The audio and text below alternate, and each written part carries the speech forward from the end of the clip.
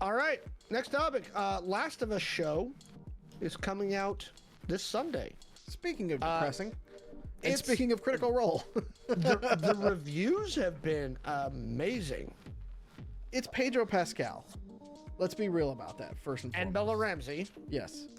I think that they took a lot of time and care in the beginnings of, and they were very poignant to show a clicker at full screen in the trailer. Yeah. To show that they were being very serious and very on with the rest of the game. That this is going to have some horror aspects to it. So, are you looking forward to this one? I never played the games. I have them all, just never played them. Yes. It's a different, and it's one of those things where they're going to be focusing on the real monsters or the human beings, so to speak. Yeah. But I think it's well done. Do you think we're separated enough from the zombie craze for a little bit to where this isn't going to feel like zombie fatigue? It's a different type I know it's of zombie. but here's the thing: the general TV going audience is only going to see them as weird fucking monster zombies. Well, and in a lot of ways they kind of are. Right. And then there's a lot of other intrigue and stuff that's going down more than like your Walking Dead. Walking Dead was like 90% zombies. Well, no, let me say it. Walking Dead was like later. Yeah. 60 to 70% zombies, and maybe like 40% human interaction. Yeah. Last of Us was a lot of walking and dialogue and character growth and development. Yeah. And then you got to it. And what it did was it made, when the zombies finally did show up, it was an oh shit survival moment. And I think that's the thing that, and a lot of people are calling it out in chat right now, that Last of Us Part 2 was not good. I don't know the plot of Part 2 because I saw the fan outrage and I was like, okay, I'll let it lie. What's funny is it actually takes you to Seattle. It does, and that was the only reason I was going to play it. Was it went to Seattle, and I heard that it looked good at least. So yeah, and I think you fought in the convention center, which I was like, I've exhibited there, Yeah, it's fun. I'm probably gonna check it out. Yeah. It's a show. I'm hoping it's good. I think it will be. I think it's HBO, and They've done still the gold standard. They've done well with House of Dragons, despite the absolute mess that D&D left, Game of Thrones in when it left. And by that he means Dan and Dave, not D&D. Yeah, the D&D we were talking about earlier. Well, it's funny too because Dan and Dave is also a card company. What happened there? The showrunner left. Oh, for House of Dragons? Yeah. Oh no, in problems. Yeah, Miguel Sapochnik exited the show, and they've been in a PR fight with competing leaks. Mm-hmm. So Sapochnik exited the show and fired his agent. Ooh.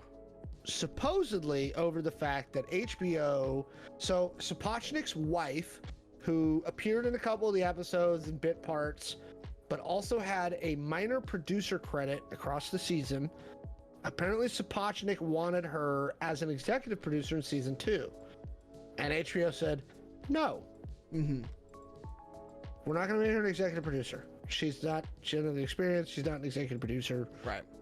No. And Sapochnik apparently went to his agent, and his agent was like, no. Yeah. And so he left. Huh. He left the show, and him and his wife, who were both represented by the same agency, fired the agency and went over to CIA.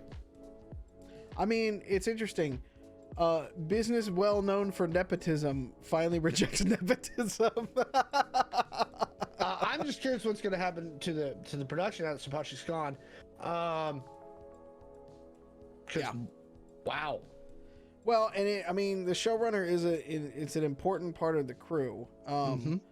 If the executive production team is doing their job well enough, they should be able to find a good replacement to it.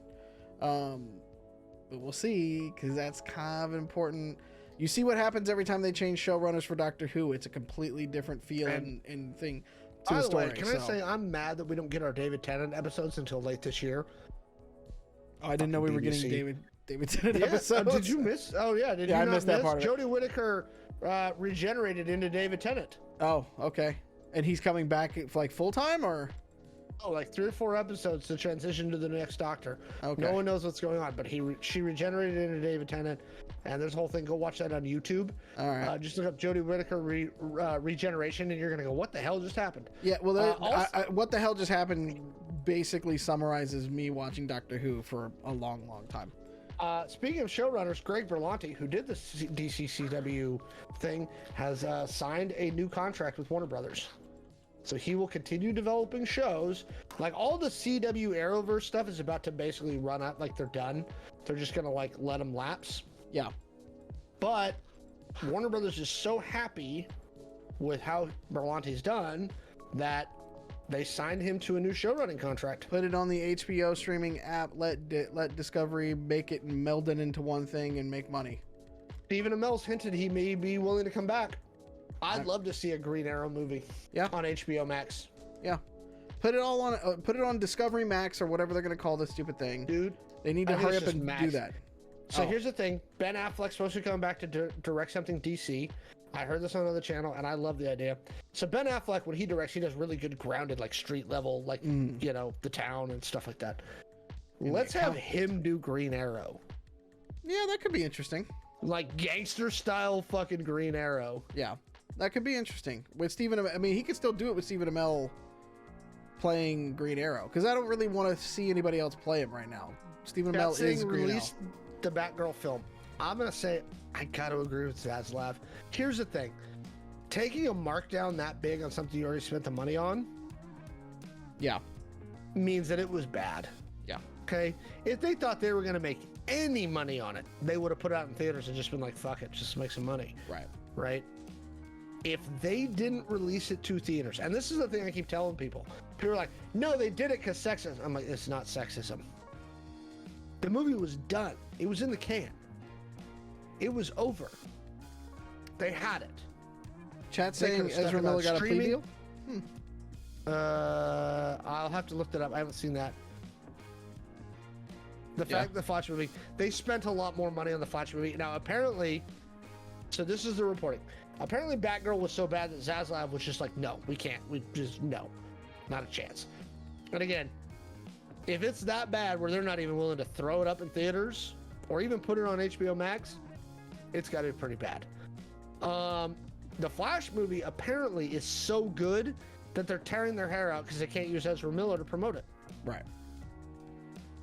Because apparently the movie, which has been done for a while now, like a year, it's been done. Yeah. And they've been sitting on it and going, crap, we can't release this right now. And from what I understand, it's a really good film, and they're just hoping to make a couple bucks off it because apparently it's really good, which is why all the promotion has been centered around Michael Keaton as Batman. Yeah. It's very interesting to see how they're going to move forward with some of that. I mean, I'm just kind of at this point waiting for the dust to settle on this whole Max thing and see where it shakes out and if I still need to actually be paying for it at the end. Because when I cut the cord, my access to HBO Max will go away unless I decide to sign back up directly with it. We did this exercise at my house. Netflix is the one I'm closest. God, if I could just get my daughter to stop watching Netflix, that would be saving me so much money. The only reason I have it is my kid too, because everything else I use pretty consistently. Yeah, we've long since said that Disney Plus is probably the best one out there, and I've got the extended bundle that gives me Hulu for a letter, Kenny. Yep. Well, chat, can I get a to be fair in the chat, please? To be honest, I'm pretty glad. I thought Wednesday had just been renewed. Hang on. Thank you, chat. Saying Wednesday was canceled. Wait, Wednesday was canceled? I thought it was like one of the big stuff. I thought they just renewed it. I thought they did too. No, they renewed it. Okay. They renewed it. Yeah, no, it hasn't been canceled. They were talking about it because there's some rights stuff with it with Amazon. Uh-huh. But no, it's been renewed. Yeah, I'm debating killing HBO right now just to see where it goes. HBO I use for so much stuff. Like It's got the House of West Dragon, Wing. John Oliver, his Dark Materials. Like, there's a lot of stuff I watch on HBO. Again, Netflix is the one I've been closest to canceling. I'm grandfathered under the old agreement with Disney Plus because apparently if you had your shit from the beginning, I still have the $14.99 Disney Hulu ESPN bundle. I do too, and that's the no ads bundle, I think. Yeah. Although I did get YouTube TV recently. How is that? I've been getting annoyed Actually, with my not YouTube bad. ads, but if I'm being real honest, not bad. Is it worth the money? I'll find out. The beauty of it is I can cancel anytime. Here's what it's going to be worth the money. You saw NFL Sunday Ticket moved to YouTube. And that is one of the reasons. So that was the reason we broke out the Excel spreadsheet in our house. We had been talking about it for a while. YouTube. Yeah, we had been talking about it for a while, and it was like, okay, let's break it out. And when I ran the money for what I paid to Comcast, I can go get fiber internet. Not the fastest fiber internet out there, but definitely plenty for what we need to stream and do all this stuff. Oh yeah. Because the thing about fiber is, and I was explaining this to somebody at work the other day. The thing about fiber is it's a dedicated line. So when you pay for gig fiber, you get gig fiber. I had it at a different house. And I had gig fiber, and you get as close to gig as you possibly can. Here I only get half the damn thing. And I just converted back to it, and from an internet perspective, and I finished terminating the in-house wired lines through my house. I've got wired lines running everywhere now. My internet hasn't been the issue. Tonight, my computer has decided that it's being attacked by... I'm convinced they're casting spells on my computer, right? It's entirely possible. There's some druid outside casting fucking, like, fleet on my fucking computer. But yeah, no, if you could switch out of Crapcast and go to fiber, like, I love it. It's great. This has been a long show. It has been. It's been the first show of the year, partially due to technical. Yeah. Mallo, buddy, thank you for coming in. Yes, thanks for having me. This week. We'll be back on Tuesday for Chaos Inc.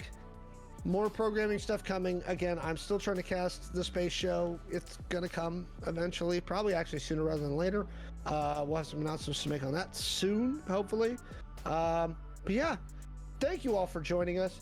Go to playidentico.com, grab the Identical Core rulebook, grab some of that cool merch. Go to amazon.com, buy In Defiance of Chaos. Thank you for supporting third-party people. New followers tonight, thank you very much. We hope to see you next Tuesday. And if you're watching this later, and again, we'd like to catch our back episodes of all of our actual play games, Angel City Stories and Chaos Inc., plus a lot of our one-shots like Deep in the Heart of Texas, which Mallo plays a very funny character in. So if you'd like an intro to Identico with some of our... And we play Honey Heist. We got a Honey Heist episode up there, too, which is a lot of fun. We have a bunch of one-shots. So if you don't want to jump into the full long-form actual plays, we have a bunch of great one-shot, 2-3 episode runs at youtube.com/Identico. So thank you all for joining us tonight. I hope this was illuminating and fun, and we will see you next time. Yep.